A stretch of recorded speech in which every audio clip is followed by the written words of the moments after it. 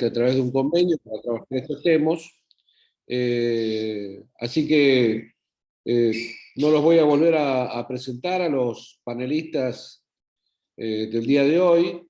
Sí le voy a pedir a Marcelo, Marcelo Seguiri, que es uno de los especialistas, el director ejecutivo del Centro de Estudios en Defensa y Seguridad, que cuando comience nos dé también algunas pautas respecto a cómo continúa el material que les vamos a mandar. Creo que ya algo han recibido a través del chat que se armó, del grupo de WhatsApp que se armó, y además creo que también están puestas en el chat de hoy, de este Zoom, también en las direcciones a las cuales pueden recurrir para ver los eventos anteriores.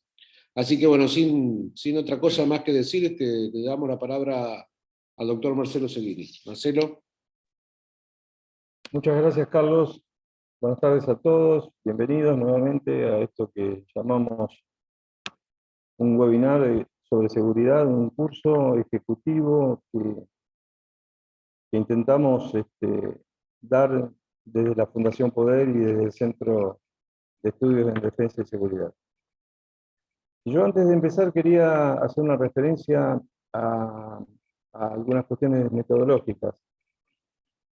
Nosotros hemos armado un grupo de WhatsApp donde están todos los inscriptos para que de esa manera estén informados al instante de cada una de las cosas que van sucediendo. Y además, comentarles que cada vez que nosotros hagamos esta conversación, esta charla, este curso, a la semana siguiente van a recibir por medio de ese WhatsApp lo que aquí se ha dicho, dado que esta sesión se está grabando. Esta charla va a girar en torno al segundo módulo, que yo ahora voy a presentar, pero quería hacer algunas consideraciones, porque hemos recibido algunas inquietudes, que tienen que ver con algunas cuestiones no tan teóricas, sino cuestiones prácticas, que hacen a la realidad que cada uno vive con respecto a la seguridad en los pueblos de la provincia de Buenos Aires. Al respecto, lo que vamos a hacer es, en el próximo encuentro, a manera introductoria, ustedes recordarán que en la planilla de inscripción nosotros hicimos una especie de encuesta, de modo tal de tener mayor sensibilidad por parte de nosotros de qué opinan ustedes con respecto a algunas cuestiones vinculadas a la seguridad y cuáles son, desde el punto de vista de la mirada de ustedes, los temas que más les preocupan. De esa manera, nosotros hemos ya hecho la recolección de esa información y la hemos establecido en un trabajo estadístico que lo vamos a presentar. Y como recordarán, en el tercer módulo vamos a presentar un panel de expertos de modo tal de poder hacer una conversación mano a mano con cada uno de ustedes. Pero también se nos ocurrió, y lo vamos a hacer en el tercer módulo,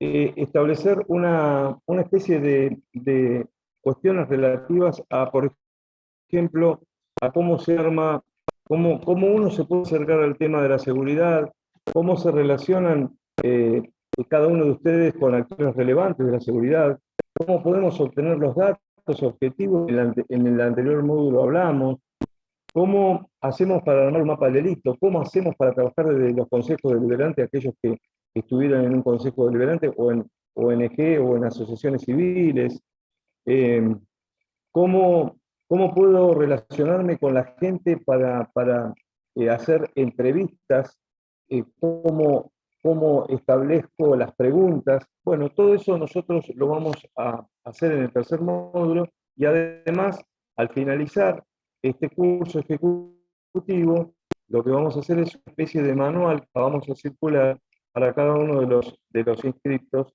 para que lo tengan y lo consulten y sepan también que nosotros estamos a disposición siempre nos pueden consultar, nuestros mails están a disposición, nuestros teléfonos están a disposición, así que vamos a dar inicio entonces a este segundo módulo.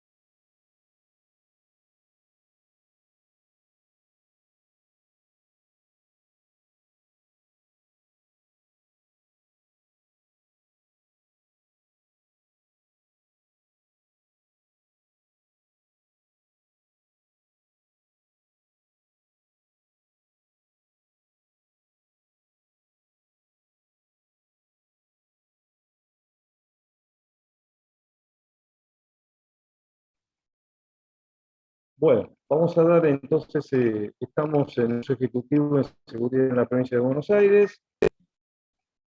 A modo de refrescar un poco la memoria, en el primer módulo vimos Introducción a la Seguridad, un panorama regional e internacional sobre el contexto de seguridad. Después estuvimos hablando de la seguridad en la Argentina y la provincia de Buenos Aires. Vimos el tema del delito, las violencias y las víctimas, el narcotráfico y la criminalidad. En este módulo vamos a ver el análisis del marco normativo, lo que llamamos abolicionismo o populismo punitivo versus garantismo, el desarrollo de la problemática denominada puerta giratoria, la ausencia del Estado en el territorio, como por ejemplo en asentamientos informales, la gobernanza del crimen organizado. Vamos a ver si podemos acercarnos a algunos casos resonantes que han sucedido hace pocos días, como el tema de Puerta 8 o la toma de las tierras en forma ilegítima en la ciudad de La Plata. Y también vamos a ver la situación del sistema carcelario en la provincia de Buenos Aires, el análisis y discusión sobre la disolución de las direcciones de inteligencia criminal de los servicios penitenciarios federal y provincial y toda la problemática relativa al tema carcelario.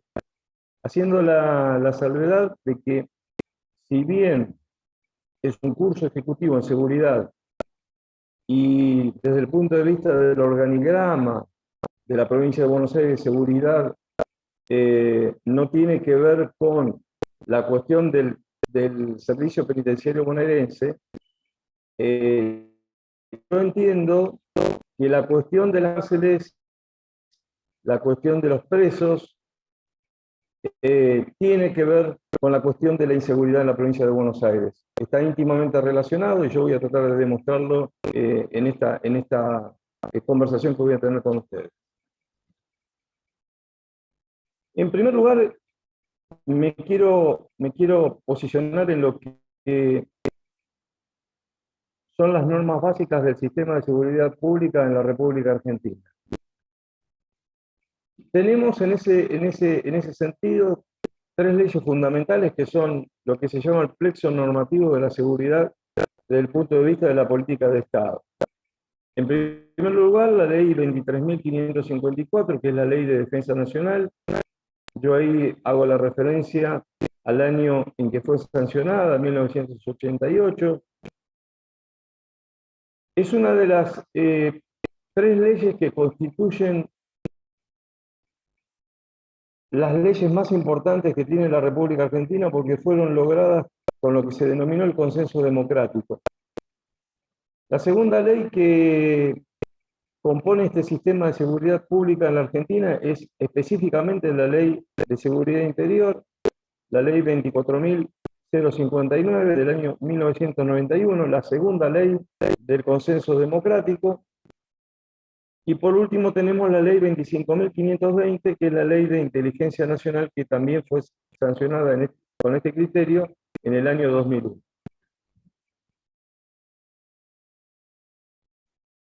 Yo no quiero ahondar, cada uno lo puede hacer, puede consultar distintas fuentes. Nosotros, al finalizar este curso, vamos a dar toda la bibliografía como para que puedan aquellos que se interesen acceder a mayor información, pero me parecía importante destacar que la estructura normativa en materia de seguridad tiene fundamentalmente la composición de tratados internacionales, la Constitución Nacional. Yo ahí detallo un montón de artículos que tienen que ver con toda la cuestión de la seguridad, la Constitución Provincial, mismo caso, el tema del servicio penitenciario, la ley de ministerios, la ley 5.827 y concordantes, y todas las que tienen que ver con el Poder Judicial y aplicables del Poder Judicial, como el tema de lo civil y comercial, leyes rurales y las leyes fiscales. El marco normativo en materia de seguridad en la provincia de Buenos Aires tiene sus bases en las normas del Poder Judicial, el Ministerio Público Fiscal, el Servicio Penitenciario Bonaerense, el Patronato de Liberados y el Ministerio de Seguridad. Este marco normativo fue adoptándose con el tiempo. Yo pienso que hay mucho por hacer en seguridad, hay que detectar los espacios vulnerables en las instituciones mencionadas, entender y comprender a la víctima, para poder elaborar un plan de seguridad para la población bonaerense que atienda sus necesidades y nos dé una efectiva justicia y también prevención del delito. Entrando ya más específicamente en algunas cuestiones que hacen algunas cuestiones vinculadas a las normas y a cómo se aborda desde el punto de vista jurídico el tema de la seguridad, hay dos grandes ramas, dos grandes discusiones, dos grandes posiciones, y yo la he sintetizado de modo práctico en abolicionismo y el garantismo. Y refiero al abolicionismo como aquella corriente que pretende problematizar la noción de crimen o delito y aplicar la noción de una situación problemática que implica un rechazo al concepto legal de crimen o delito. Tenemos el garantismo, individuales. Las instituciones políticas y jurídicas se justifican como males necesarios y también como instrumentos al servicio de los derechos. Hemos escuchado esta discusión en estos días, es permanente. Zaffaroni es uno de los impulsores de esta discusión. Son abogados, no es mi caso, pero saben perfectamente a qué me refiero. Así que bueno, queríamos señalar esta cuestión porque nos parece importante al respecto.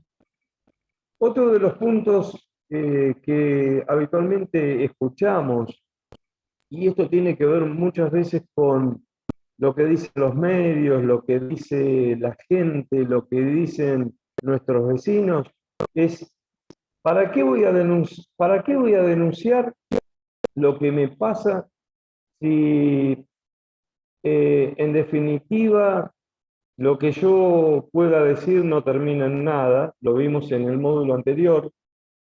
Y otro de los comentarios que hace la gente habitualmente es con los condenados no pasa nada, o con los procesados no pasa nada, o con aquellos señalados por los delitos no pasa nada, porque hay tantos vericuetos en la justicia que entran por una puerta y salen por la otra.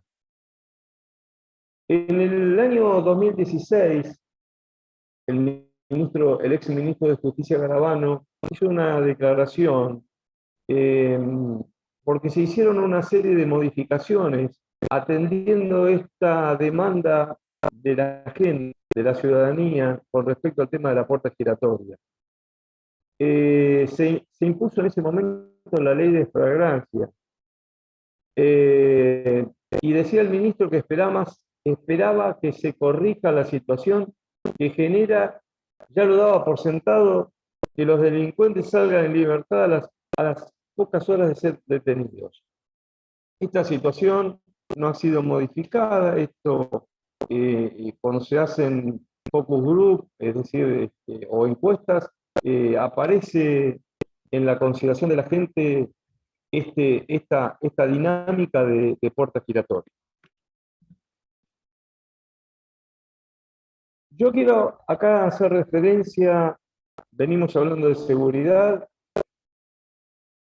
a cómo se compone la estructura de seguridad en la República Argentina. Y si bien estamos desde la provincia de Buenos Aires intentando acercar algunas consideraciones, algunas ideas, me pareció importante señalar esta cuestión macro porque todos sabemos que la mayor parte de las fuerzas de seguridad federales no están en los lugares a los que han sido, digamos, establecidas por su misión y su función, sino que desde el punto de vista político y por lo que hablamos en el anterior módulo, que es la sensación de inseguridad subjetiva de la gente real, la política ha tomado la decisión desde hace muchos años de trasladar las fuerzas de seguridad en territorios donde la política entiende y la gente entiende que hay eh, situaciones de inseguridad insostenibles. Y por lo tanto, me pareció oportuno mostrar la estructura de seguridad de la República Argentina en lo que son los cuerpos policiales y las fuerzas de seguridad. Y en cuerpos policiales tenemos a la Policía Federal Argentina, la Policía de Seguridad Aeroportuaria, tan de moda en estos días por el tema del avión venezolano-iraní, iraní-venezolano, más iraní que venezolano, y todo lo que ha sucedido en estos días, la Gendarmería Nacional y la Prefectura Naval Argentina. Algunas consideraciones al respecto, algunos datos de color.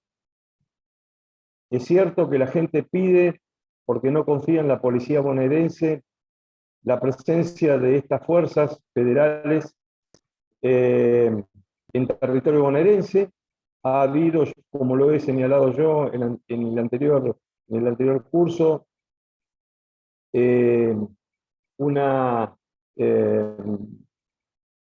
una situación en la cual el ministro de Seguridad a nivel nacional decía que iban a bajar a territorio una cantidad de efectivos, que eso en realidad no sucede, ni sucedió, ni va a suceder.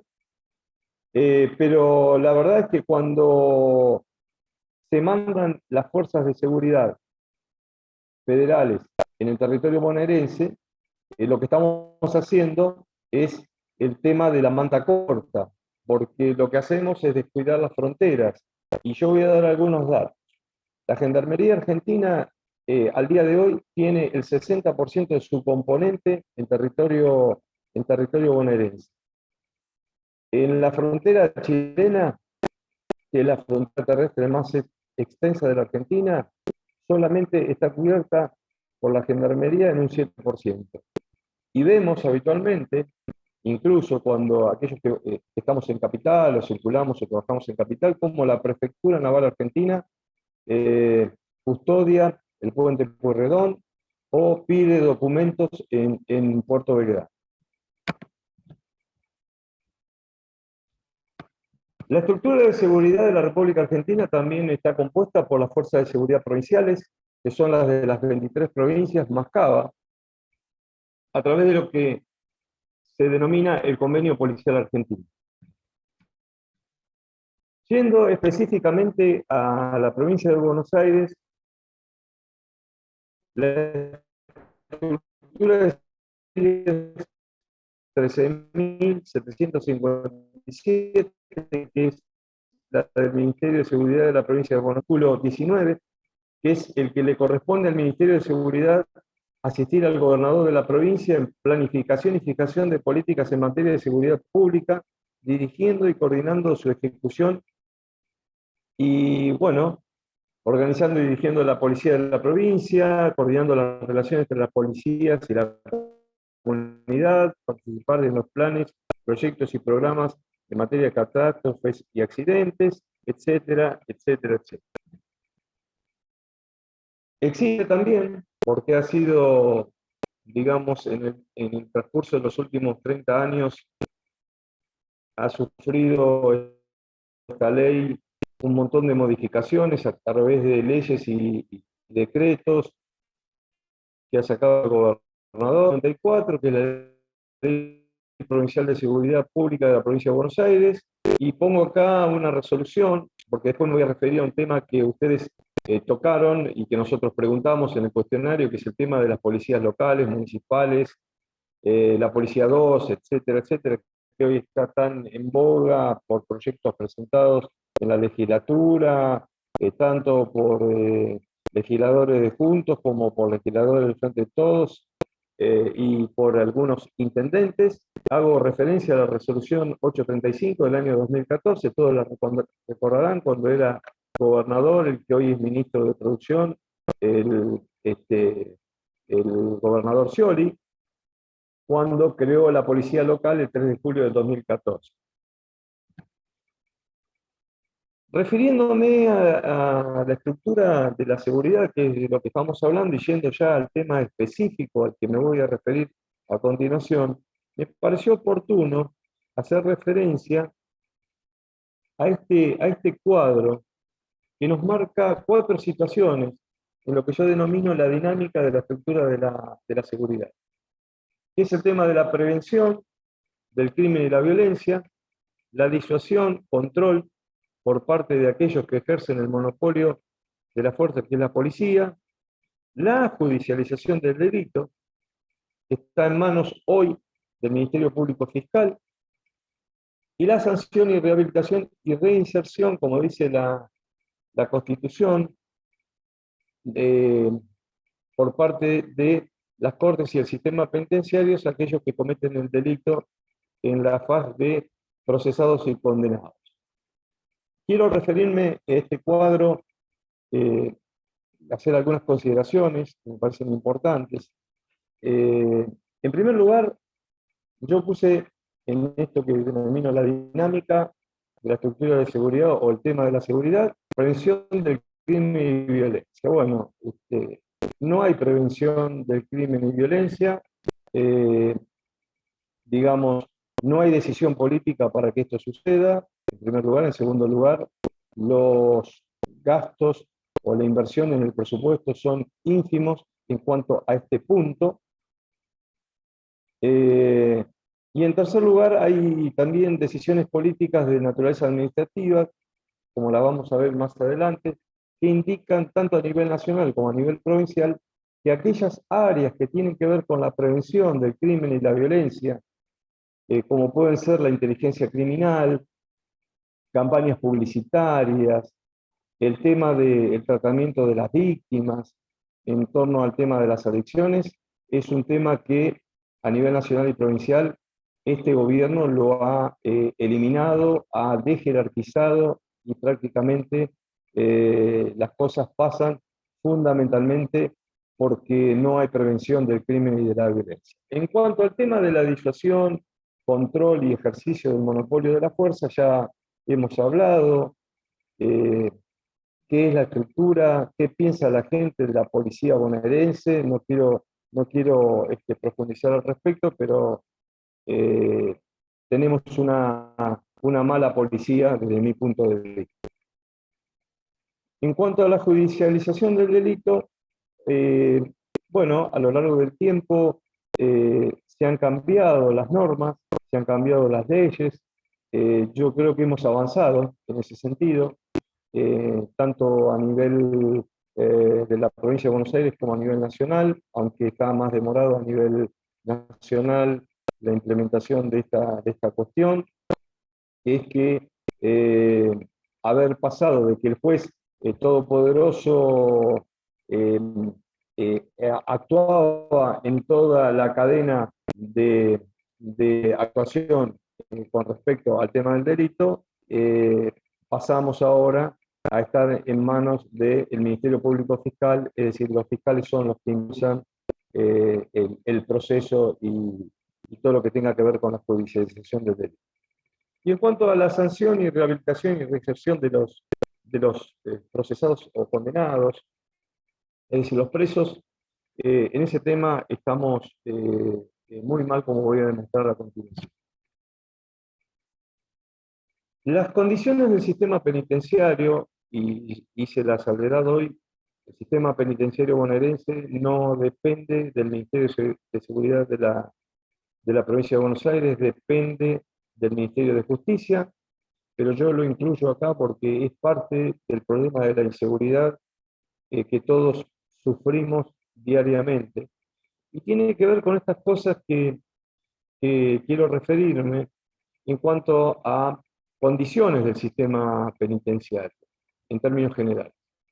Decíamos en el anterior módulo que los detenidos han sido puestos en libertad a causa de la pandemia. He actualizado algunos datos. En Argentina hay en la actualidad más de 100.000 presos. El gobierno liberó en el 2020 y en el 2021 más de 12.000. Es casi entre el 14 y el 16% de los presos o el 80% del Servicio Penitenciario Federal. Hay una falta de control en la ejecución de las penas en cuanto a la prisión domiciliaria, escarcelados o algún beneficio. Esto lo hemos visto con claridad y lo voy a demostrar con algunos datos que he traído hoy para conversar con ustedes. Ha habido jueces, hago este breve comentario, una nota al pie, que han liberado a aquellos que tenían condenas firmes sobre casos de violación u homicidios, digamos, muy importantes. Hay también todo un relajamiento de las medidas en los centros penitenciarios. Y yo mencioné el otro día, y lo voy a volver a mencionar, el caso del pájaro cantero en Rosario, el cual lo tuvieron que trasladar muchísimas veces de distintas, fue de cárcel en cárcel hasta terminar en la cárcel de Marcos Paz, que es la cárcel que la Argentina tiene como cárcel de máxima seguridad. Bueno, el relajamiento de las medidas en ese centro penitenciario y en todos los centros penitenciarios tiene que ver con que, por ejemplo, al pájaro cantero o a los canteros ya le encontraron 4 veces en distintos estacionamientos teléfonos celulares y teléfonos de línea. Indudablemente ahí hay una complicidad del Servicio Penitenciario Federal y bonaerense. Hay restricciones para producir inteligencia, que es lo que hacía referencia anteriormente en los centros penitenciarios. Algunas oficinas de inteligencia penitenciaria fueron cerradas. Y el último punto, que es uno de los que más me preocupa y que tiene que ver con el futuro inmediato, es las autoridades están perdiendo el control dentro del sistema penitenciario.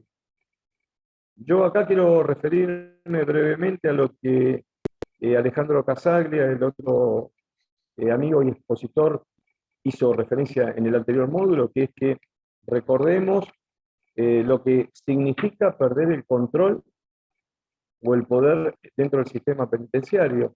El primer comando capital de Brasil, hoy la organización criminal más importante de América, se inició en las cárceles de Brasil. Y también digo que el caso de la familia Alvarado o el caso de la familia de los Monos en Rosario siguen, a pesar de estar presos, manejando el delito de crimen organizado y las cosas que nos suceden habitualmente, o las muertes y las amenazas a los fiscales y a los jueces, desde el sistema penitenciario o de las cárceles donde se encuentran. Yendo específicamente a la provincia de Buenos Aires, traje acá algunos datos gráficos para referirme a la población detenida en Argentina y en el sistema penitenciario bonaerense, tomando como referencia un largo periodo que va desde el 2002 al 2021. En la actualidad tenemos más de 100.000 presos en la Argentina, personas detenidas bajo este sistema, y traje el dato de personas detenidas bajo la custodia del Servicio Penitenciario Bonaerense.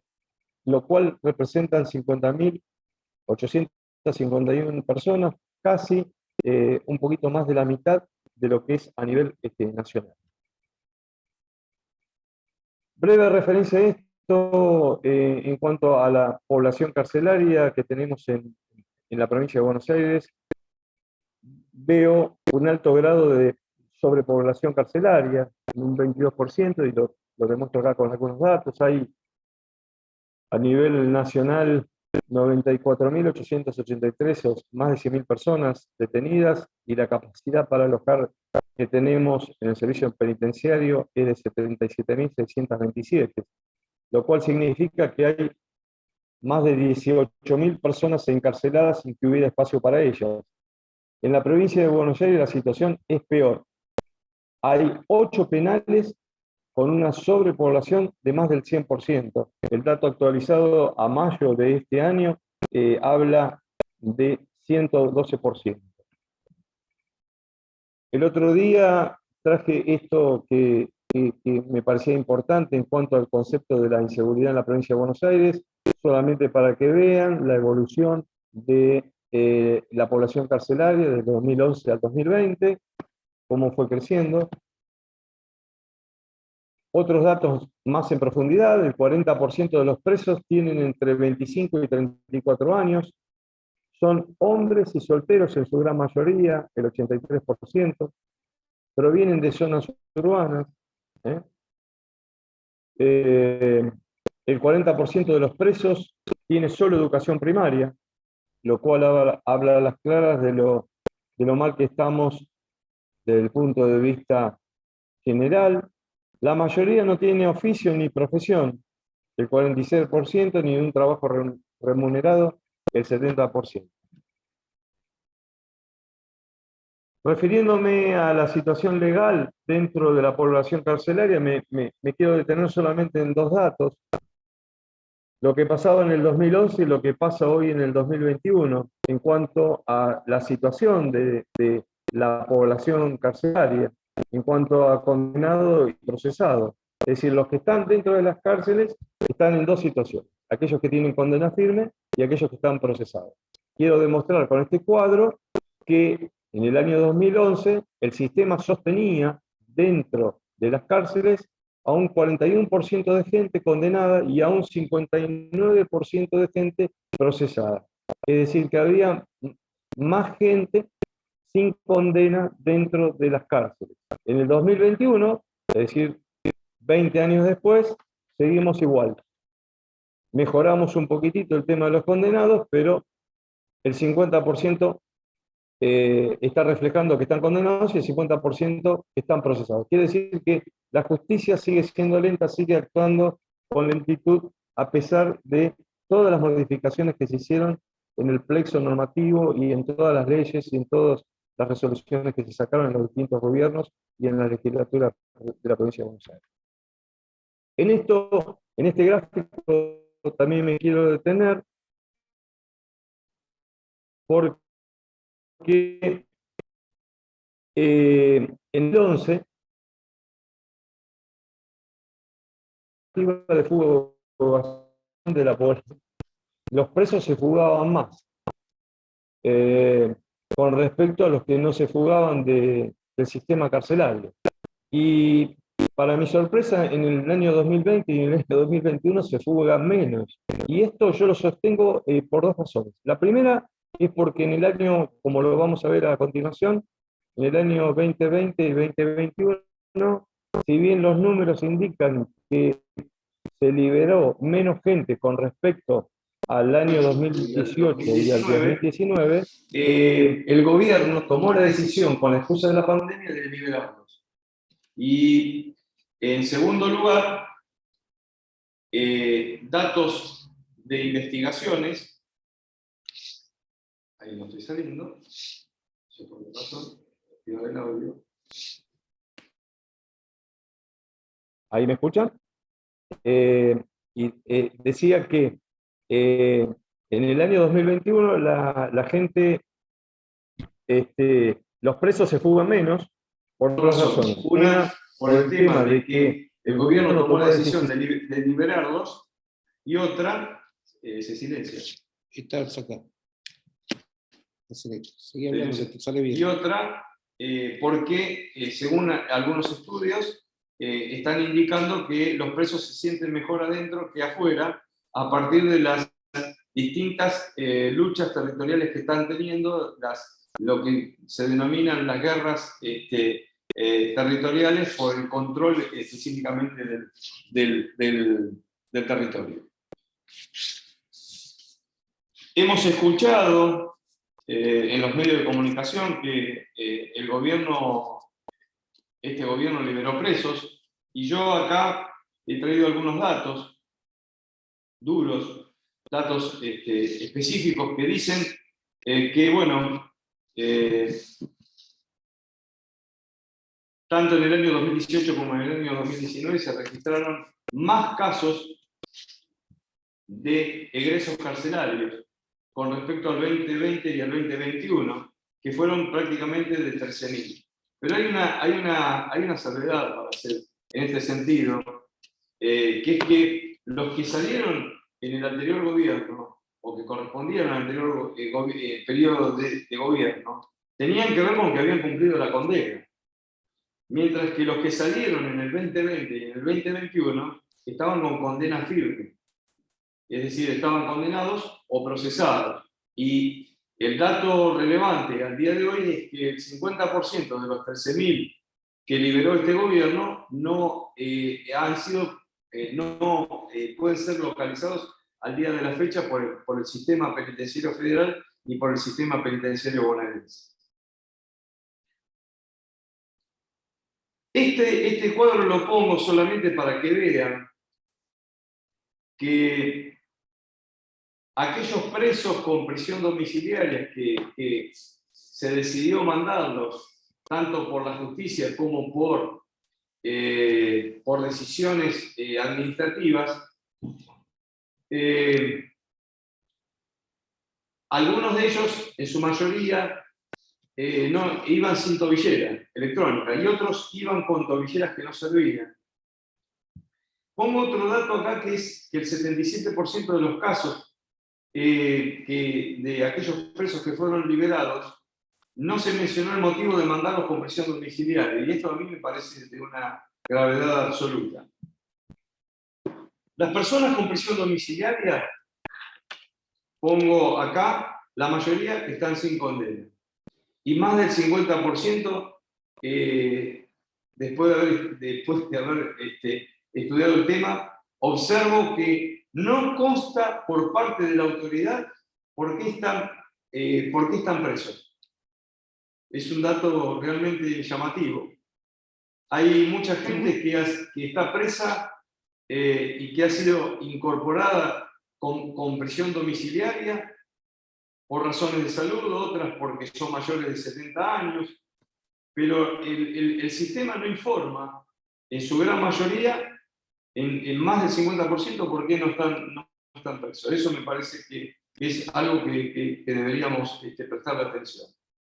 Yo acá voy a dejar entonces ya cumplido con lo que quería decir, y le voy a dar el pase a Alejandro Casaglia, que va a continuar con la parte del módulo correspondiente. Así que les agradezco mucho la atención.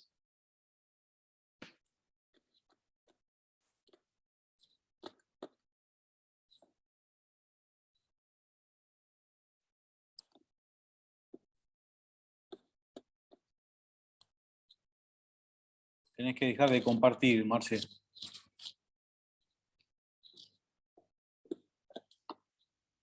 Ahora sí. Bueno, buenas tardes a todos. No se te escucha, Alejandro. ¿Ahora? Ahora sí. Bueno, buenas tardes a todos. Continuando con el módulo, a ver si puedo compartir. Yo voy a hablar de un tema que tocamos la otra vez, que es el tema de la gobernanza criminal. Es decir, cuando hablamos de todo, de la cantidad de delitos que ocurren, de la sensación de la gente con respecto a la inseguridad, de los delitos que se denuncian y no se denuncian, surge algo que ante la ausencia del Estado, por diferentes motivos, sabemos que un lugar que el Estado no ocupa lo termina ocupando otro actor. En este caso, acá yo lo ejemplifiqué con 3 imágenes. Una imagen central que habla digamos, de relaciones espurias, de corrupción por parte entre la criminalidad y los poderes del Estado. Por el otro lado, a la derecha, tenemos la imagen de la justicia. Muchas veces la gente busca justicia, busca que el Estado le atienda en sus necesidades, en sus problemáticas, y por diferentes cuestiones no se sienten satisfechas o no se les satisface. Y por el otro lado, bueno, la justicia y lo que la policía, sobre todo cuando hablamos de la provincia de Buenos Aires, que es un territorio que yo conozco porque vivo en el Gran Buenos Aires, no tiene las suficientes herramientas como para poder realizar su tarea de una manera óptima. Es decir, esto es a la vista de todo el mundo. Yo a veces ando por la calle de noche y veo los móviles policiales sin luces, chocados, con las gomas lisas. Sin embargo, el policía en su vocación trata de hacer su trabajo de la mejor manera que puede, pero a veces no se le dan las herramientas y no puede hacerlo. Y ante esta situación, ese espacio que se deja vacío por estas circunstancias lo ocupa la criminalidad organizada. A ver si puedo achicar.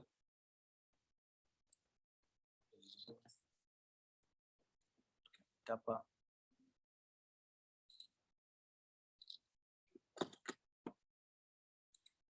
Bueno, esto después se los voy a dejar de todas maneras, una definición que habla sobre la gobernanza criminal, que se entiende como un poder paralelo al poder del Estado, un poder paralelo apoyado en estructuras. O sea, el Estado sabemos que tiene estructuras, tiene organizaciones, tiene instituciones organizadas de manera estructural, piramidal, verticalista, etc.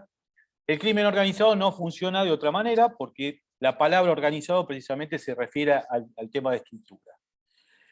El Estado, que es el proveedor de los servicios públicos, muchas veces no llega por distintas circunstancias, algunas que mencionamos, y ahí es donde otros actores salen a ofrecer a las personas, a los ciudadanos que viven en el territorio que ellos dominan de una manera violenta, sale a ofrecerle alternativas.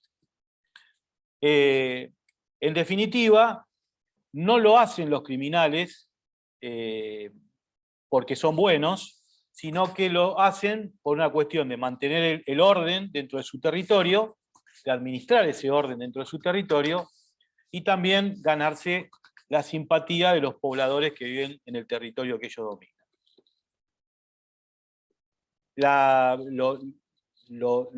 Lo que hay que aclarar es que las organizaciones criminales no tienen como aspiración ocupar el rol del Estado, es decir, desplazar al Estado como podría ser una organización revolucionaria, una organización guerrillera, una organización terrorista.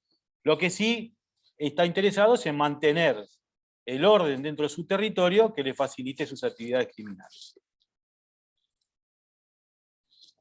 Las organizaciones criminales, como dice acá, pueden imponer orden dentro de los espacios en los cuales el Estado no está o tiene dificultades para gobernar. Cuando nosotros escuchamos que en determinado territorio ahí no puede entrar la policía, se dice, cosa que es mentira, porque los que hemos trabajado o trabajamos en policía sabemos que cuando la policía se organiza entra, pero que es difícil. Hay lugares en el Gran Buenos Aires que son muy inhóspitos, en la ciudad de Buenos Aires también, y a medida que el crimen organizado se va expandiendo dentro de este territorio, a medida que el Estado va teniendo dificultades para implantarse en ese territorio, el Estado se manifiesta débil o nulo, ausente, y es ahí donde el crimen organizado ocupa. Esta gobernanza criminal surge a la sombra del Estado, es decir, ante la incapacidad del Estado o ante las dificultades del Estado. No es para amenazar al Estado ni para reemplazarlo. Es para garantizar la gobernanza dentro de la organización y fuera de la organización. Es decir, dentro de la organización, con sus miembros, donde existen reglas de juego, hay organizaciones criminales que tienen códigos de comportamiento, de conducta, y que con eso se aseguran mantener el orden dentro de la frontera de su organización. Pero por otro lado, también lo que hacen es establecer reglas de juego para mantener el orden dentro del territorio donde ellos realizan sus actividades. Por supuesto, las actividades son ilícitas. Se grabó, ahí está. Y pueden surgir 4 tipos de regímenes de gobernanza criminal. Ahí está, ahora sí. La gobernanza colaborativa, que se llama, donde hay solamente un grupo fuerte, un grupo armado fuerte, que opera en estrecha colaboración con el Estado. En ese aspecto, tanto el Estado como este grupo armado trabajan de una manera coordinada. Por ejemplo, porque a mí me gusta dar ejemplos para que se visualice mejor este tipo de cosas, por ejemplo, lo que ocurre con las milicias que tiene el gobierno venezolano en las calles. Es decir, hay lugares donde la policía o el ejército bolivariano de Venezuela no está, pero sí están sus milicias, que no son ni más ni nada menos que organizaciones criminales que con el permiso del gobierno se encargan de ejecutar esta gobernanza criminal. Están colaborativos. Después está otro tipo de gobernanza por niveles, que existe cuando hay múltiples grupos armados que están en competencia y que establecen vínculos fuertes con el Estado. Y eso se llama lo que se llama la gobernanza escalonada, es decir, donde el Estado tiene vinculación con distintos grupos criminales armados, a los cuales les permite, a cambio de prebendas, por supuesto, gobernar en esos territorios.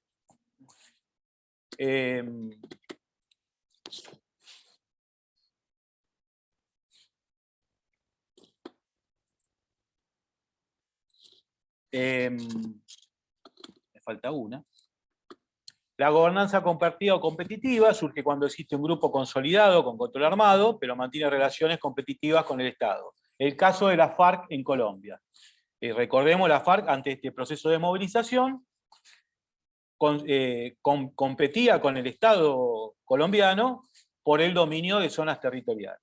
Es decir, el enfrentamiento de la FARC era con el Estado, competía prácticamente de igual a igual, y sí sostenía un sistema de gobernanza. Es decir, supónganse ustedes, los que conocen y estuvieron en Colombia, uno va por un determinado camino y tenés un retén del gobierno, del ejército o de la Policía Nacional, donde controlan documentos, pasaportes de extranjeros y hacen un control poblacional en el lugar. Seguís unos 5 kilómetros más y te encontrás con un retén de la FARC o del Ejército de Liberación Nacional, que hacen exactamente lo mismo.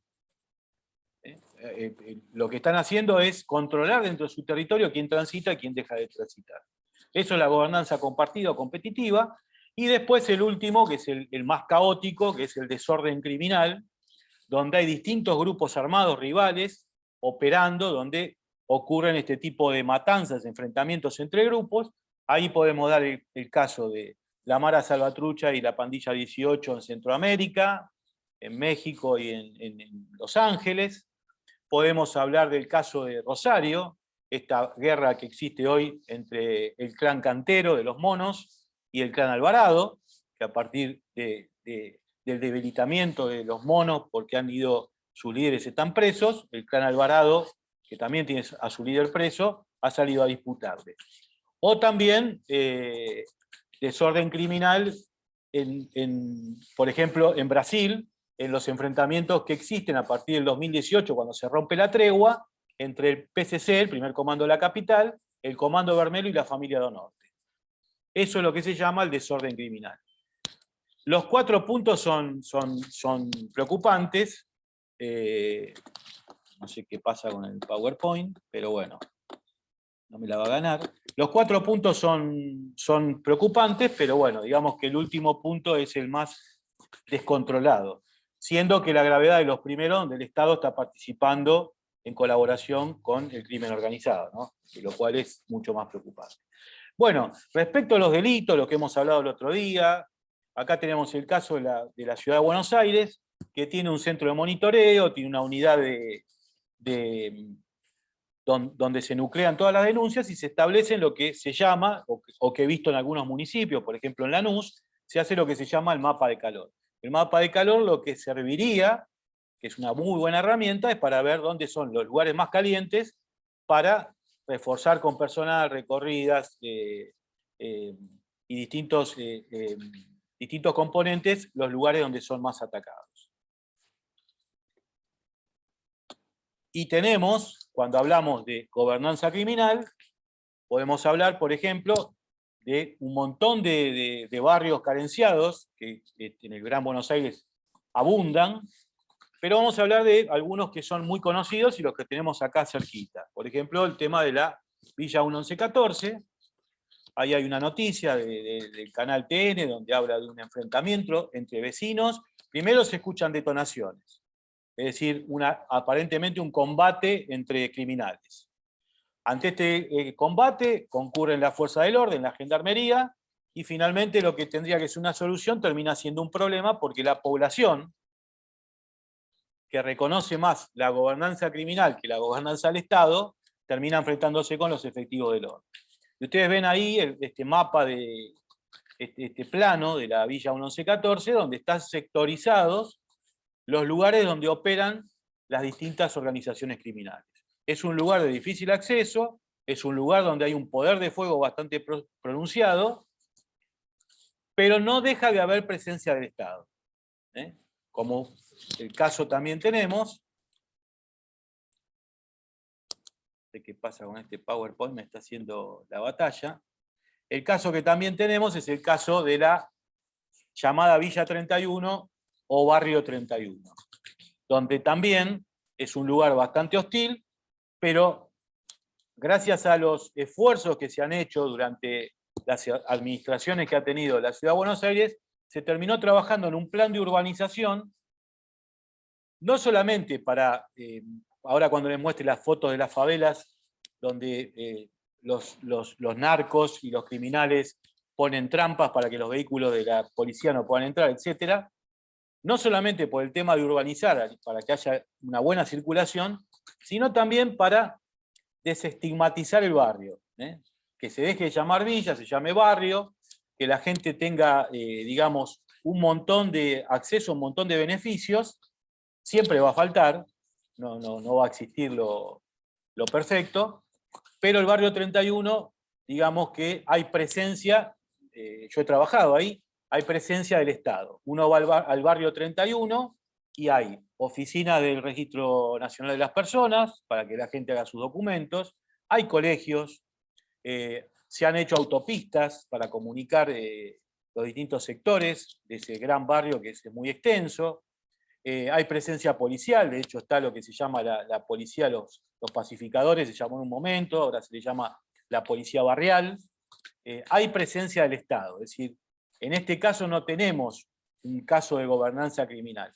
Las organizaciones criminales existen, como en cualquier barrio, pero digamos no ejercen el control del barrio.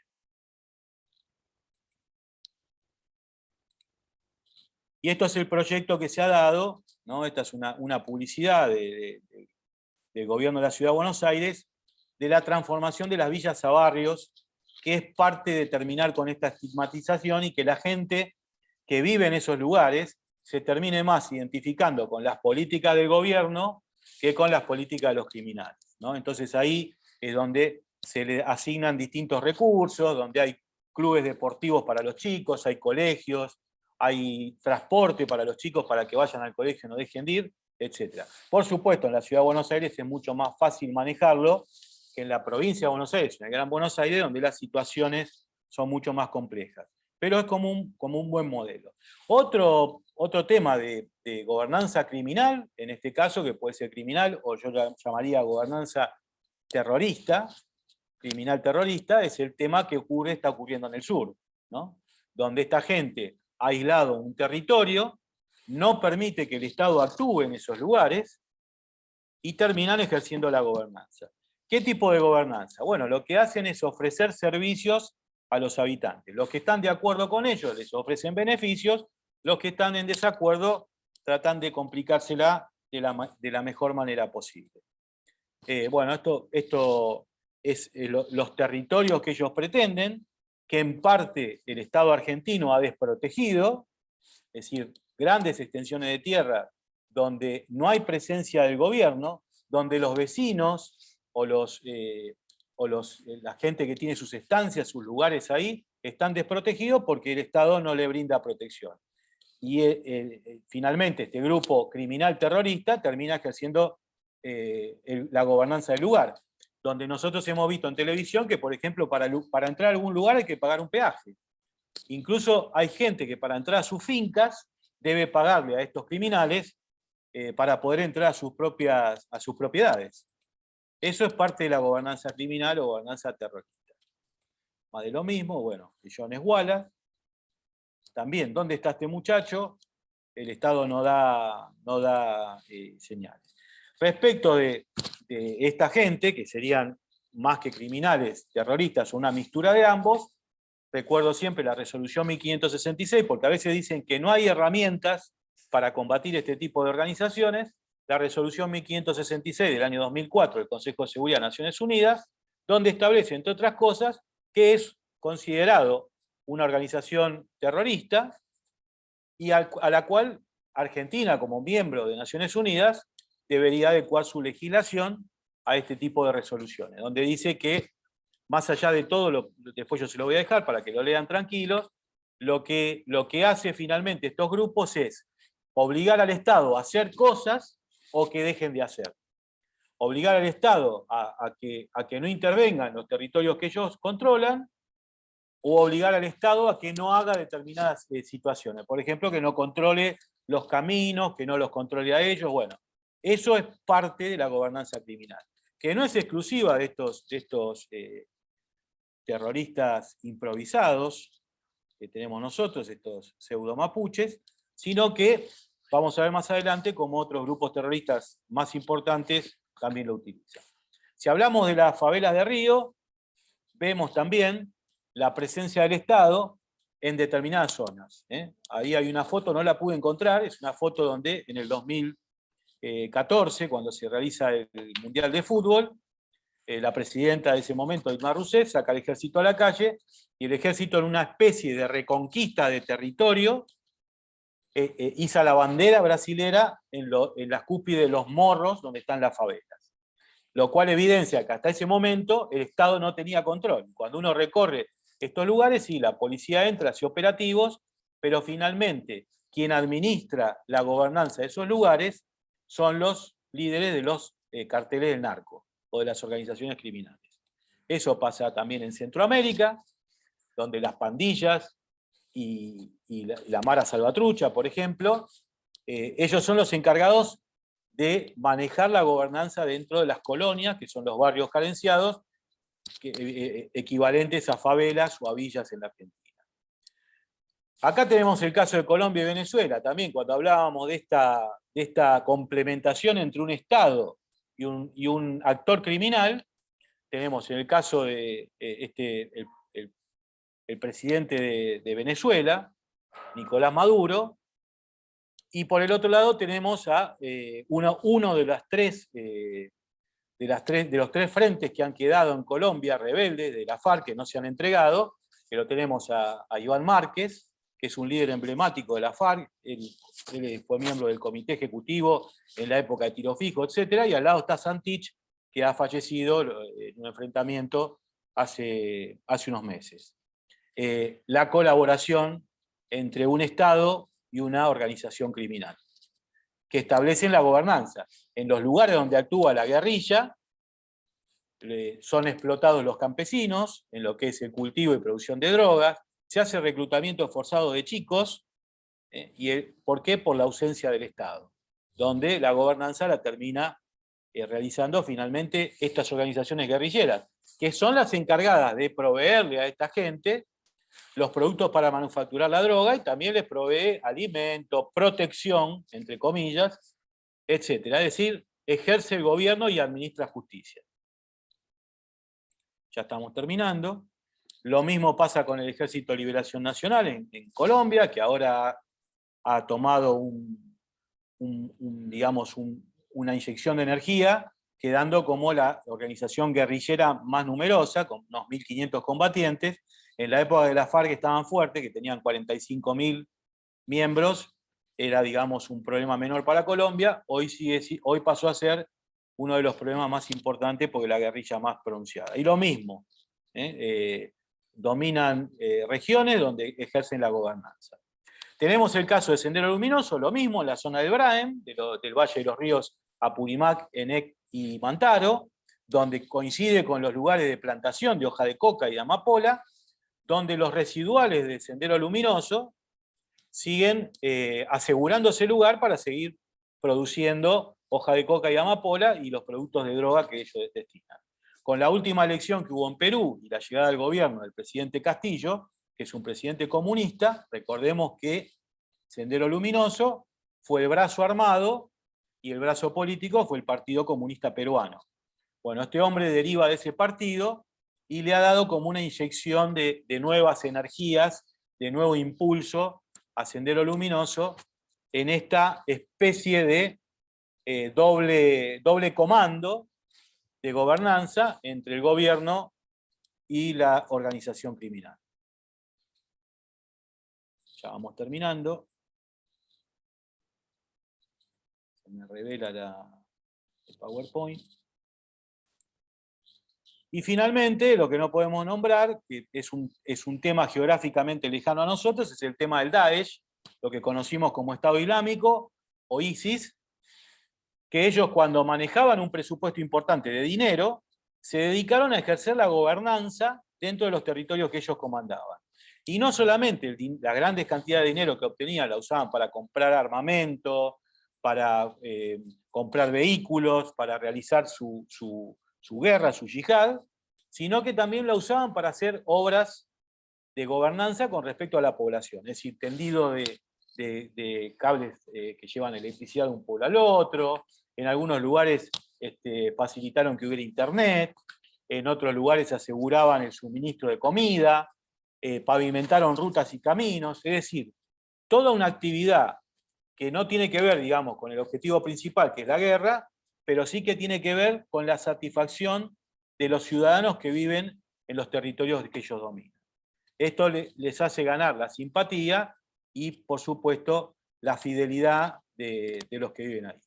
Algunas recomendaciones que se pueden hacer, algunas ideas y propuestas, bueno, acentuar la presencia del Estado en todos los rincones del país. No puede ser que haya lugares donde no haya presencia del Estado, porque se le facilita entonces al crimen organizado para que ejerza esa gobernanza.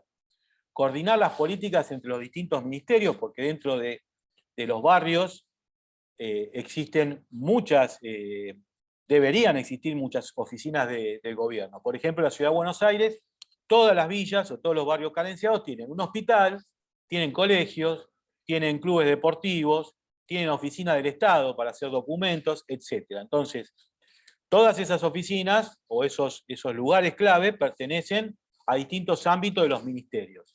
Entonces hay que coordinar esas acciones, no es solamente un problema de seguridad. El Ministerio de Seguridad es una de las partes, de las patas que componen la presencia del Estado en esos lugares, en lo que tiene que ver con la criminalidad. Pero también se realizan otras actividades.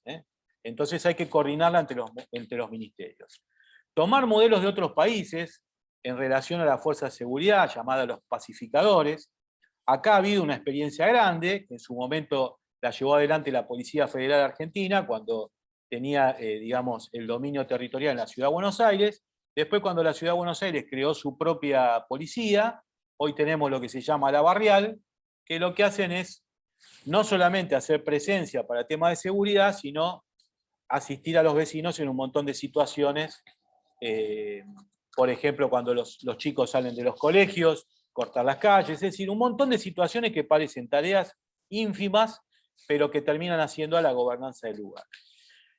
Los equipos que trabajen en estas cosas, en estas actividades, tienen que ser multidisciplinarios, no solamente policías, porque no es solamente un tema de seguridad. Si bien nosotros hablamos del tema de seguridad, también el tema de seguridad interviene en otros actores de otras disciplinas, asistentes sociales, psicólogos, psicopedagogos, algunos líderes políticos que están en esos lugares, que sirven para coordinar algunas tareas.